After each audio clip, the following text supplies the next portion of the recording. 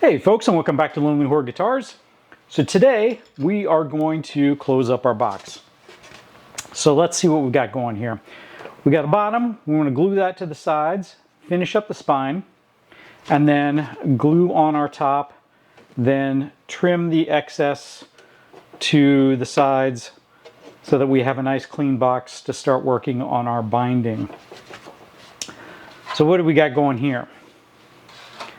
So this is the back, which is supposed to be a 15-foot radius. So this is my 15-foot radius dish, but I've got a big piece of sandpaper glued to it, so I don't want this pressing into that. So I've got a yoga mat in the rough outline of my guitar top, because that's where I want it to push back. But I also have a little chunk here in the middle, because what we're going to do is, so that we better contour to this, is when we're cutting out our sides and when we're gluing on, we're going to have a little weight in here so that this follows the contour of the radius dish better. Takes care of that spring. So we've got a couple of small marks here that are going to be hidden by what comes in with the remainder of the spine. And we've marked out our center line, which unfortunately, a pencil mark is about the same color as a grain line on this oven call. So it's sometimes hard to find. But we'll line that up. We'll notch our braces. When that's sitting nice and flush, then we'll glue. The first thing we need to do is get our sides locked into the mold.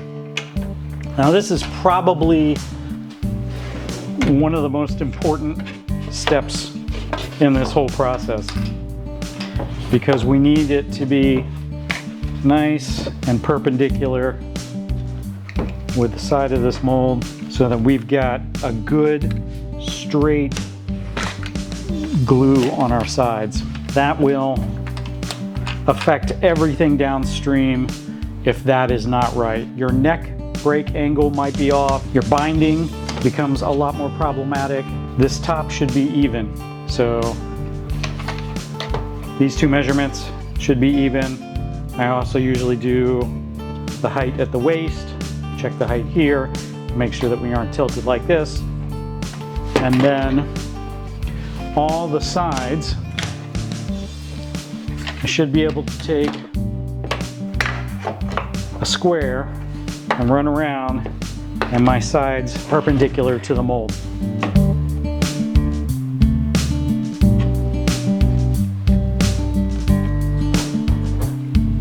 All right, the top is nice and even, but now what I want to make sure is my sides are all perpendicular. And sometimes it does require like maybe shoving a little shim in somewhere. I'm looking pretty good. I might need something here on the tail. Yeah, tail needs just a little bit of a shim here.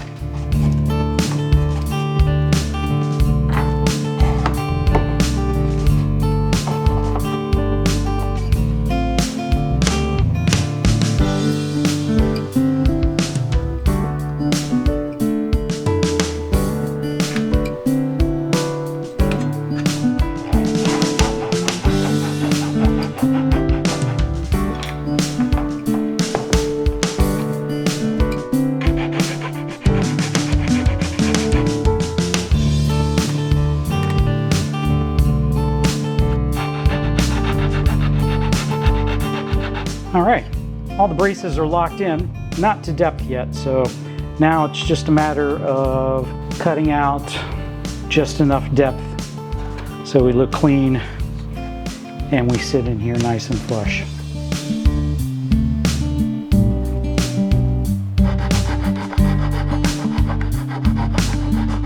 We're gonna put a little weight on it and make sure everything looks like it's super snug.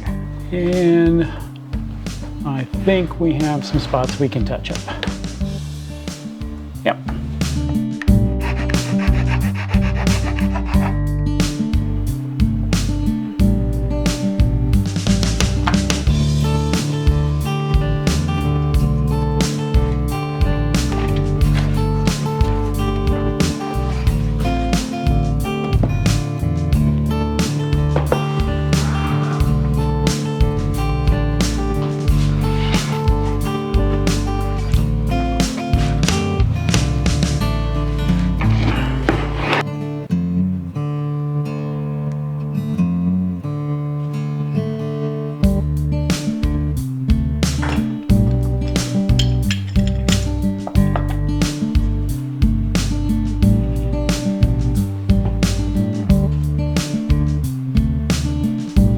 So now we're back and we're basically going to do the same process but to the top. Now this will be a little bit more complicated. The back was nice and easy. The braces basically shot straight across, so we were able to like mark the edges and then just come at them with a long ruler to see where we needed to cut out.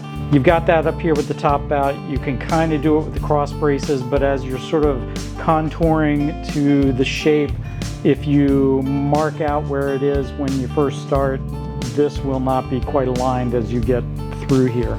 Also, I'm looking at this brace here, and this guy's a little bit too thick, so we may do some cleanup work too as we go along.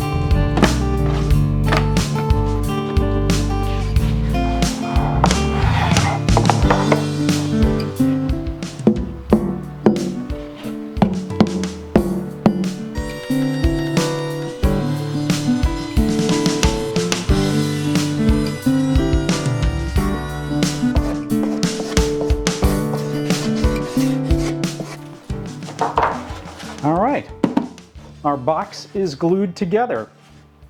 Everything came out pretty good, nice and lined up on the seams,